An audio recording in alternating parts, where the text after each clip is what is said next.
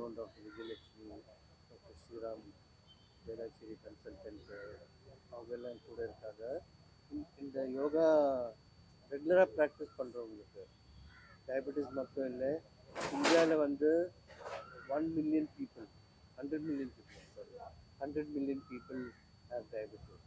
10 கோடி மக்களுக்கு சர்க்கரை வியாதி இருக்குது.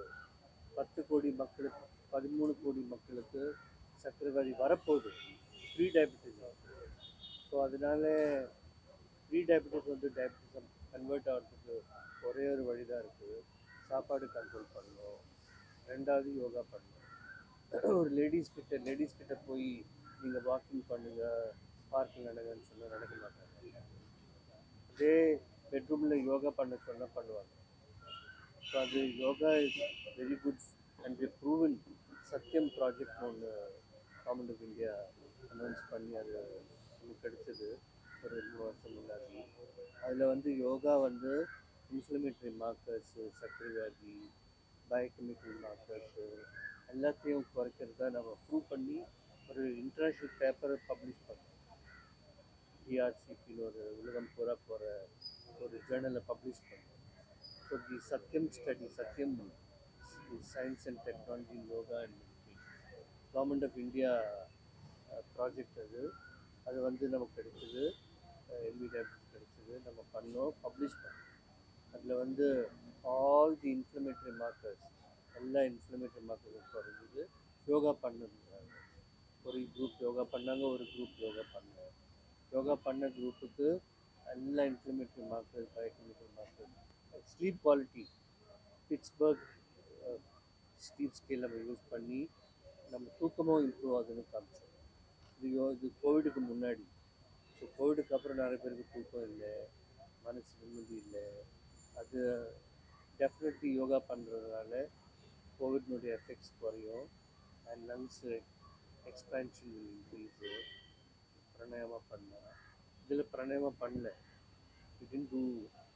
we did யோகிக் எக்ஸசைஸ் தான் பண்ணேன், பிராணாயாமா பண்ணல. பிராணாயாமம் சேர்த்து பண்ணால், ப்ரீதிங் எக்ஸசைஸ் பண்ணால் யோகாவில் டெஃபினெட்லி கோவிட்னுடைய லாங் கோவிட் சிம்டம்ஸ் அவாய்ட் பண்ணலாம். And you can also prevent diabetes prevent பண்ணலாம், ஹெல்த்தியாக இருக்கலாம், லங்ஸ் கெப்பாசிட்டி இன்க்ரீஸ் பண்ணலாம். ஸோ யோகா பண்ணுறதுனால நிறைய benefit. So my request to all the public is to do yoga. Yoga yoga yoga இது டெய்லி 1 hour தான். டெய்லி கூட பண்ணலைன்னா கூட வாரத்தில் 3 நாள் பண்ண போகிறோம். வாரத்தில் 3 நாள் யோகா பண்ண போகிறோம், அதுவே பெரிய விஷயம். அண்ட் இன்னொரு 3 நாள் நீங்கள் ஏரோபிக் எக்ஸசைஸ் பண்ணணும், ஸ்விம்மிங் அந்த மாதிரி உங்களுக்கு பிடிச்ச எக்ஸசைஸ் பண்ணலாம். இப்போ இளங்கோவன் சார் எனக்கு உலகம் முழுவதும் இந்த யோகா ஒரு இயக்கமாக மாறிக்கொண்டிருக்கிறது. உலகத்தில் இருக்கக்கூடிய பிரச்சனைகளில் டயபெட்டிக்ஸ் ஒரு முதன்மையான ஒரு சவாலாக இருக்கின்றது. அதிலே ஒரு மருத்துவ முறையாக மட்டுமல்லாமல் ஒரு இந்த உலகத்தினுடைய மக்களை உயர்த்த வேண்டும் என்பதற்காக, மேன்மைப்படுத்த வேண்டும் என்பதற்காக ஒரு சமூக கடமையாக நம்முடைய எம்பி மருத்துவமனையும் அதனுடைய விஜய் விஸ்வநாதன் சார் டாக்டர் அவர்களும் ஒரு ஒரு யாகமாக, ஒரு தவமாக எடுத்து இந்த உலகத்தை மேம்படுத்தக்கூடிய, மக்களினுடைய வாழ்வை நன் வாழ்க்கையாக மாற்றி ஒரு உயர்ந்த நிலைக்கு மக்களை எடுத்துச் செல்வதற்கு இந்த உலகில், குறிப்பாக இந்தியா ஒரு முன்னணி நாடாக வருவதற்கு இந்த ஆரோக்கியம் முக்கியம். அதற்கு சிறப்பாக செயல்படுகின்ற ஒரு சகாப்தமாக, ஒரு அதிசயமாக, ஒரு அடையாளமாக மருத்துவத்துறையில் விளங்கி கொண்டிருக்கின்ற விஜய் விஸ்வநாதன் டாக்டர் அவர்களை இந்த நேரத்திலே எம்பி ஹாஸ்பிட்டல் அவர்கள் அனைத்து நிர்வாகிகளுக்கும் பாராட்டுதல்களை தெரிவிக்கிறோம். யோகா நீங்கள் செய்யும் பொழுது உங்கள் உடலில் ஹார்மோன்ஸ் பேலன்ஸ்டாக சுரக்கும் என்பதை பார்க்கின்றோம்.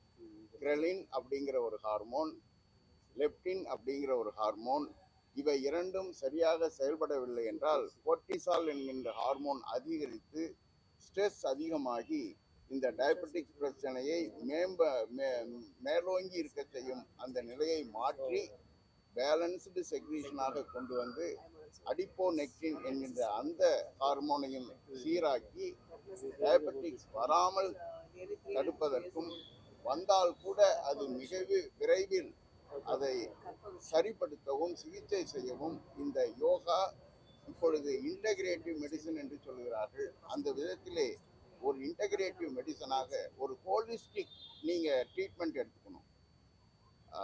டயபெட்டிக்ஸ் ஹாஸ்பிட்டலுக்கும் போகணும், யோகிக் ப்ராக்டிஸும் பண்ணணும், நல்ல உணவுகளையும் எடுத்துக்கொள்ள வேண்டும். அந்த மாதிரி ஹோலிஸ்டிக் அப்ரோச் இருந்தால் உங்களுடைய வாழ்க்கை வளமாக இருக்கும் என்று இந்த நேரத்தில் நினைவுபடுத்த விரும்புகிறேன்.